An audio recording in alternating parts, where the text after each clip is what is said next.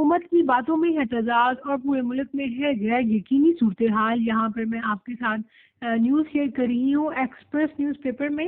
یہ خبروں کے سیگمنٹ کے اندر ملٹیپل خبروں کے ٹیب ہیں اور یہ پڑھنے میں مجھے کافی انٹرسٹنگ لگے، اس لیے میں آپ لوگوں کے ساتھ شیئر کر رہی ہوں۔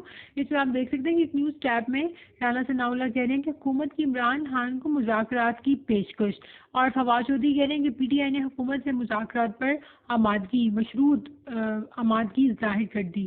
اچھا، ہمارے وزیر دفاع کہہ رہے ہیں کہ جن مذاکرات کا پی ٹی آئی راگ الاپ رہی ہے ان کا کوئی امکان ہی نہیں ہے۔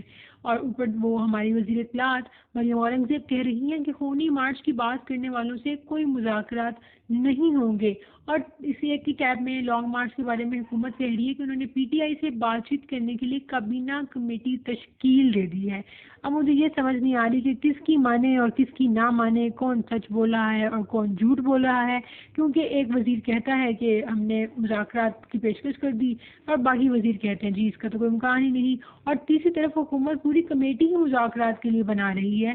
تو پھر اگر مذاکرات کا امکان ہی نہیں، مذاکرات کرنے ہی نہیں، تو پھر کمیٹی کس لیے بنائی گئی ہے؟ یہ پوچھنے کے لیے کہ کل کیا پکنا ہے اور کیا نہیں۔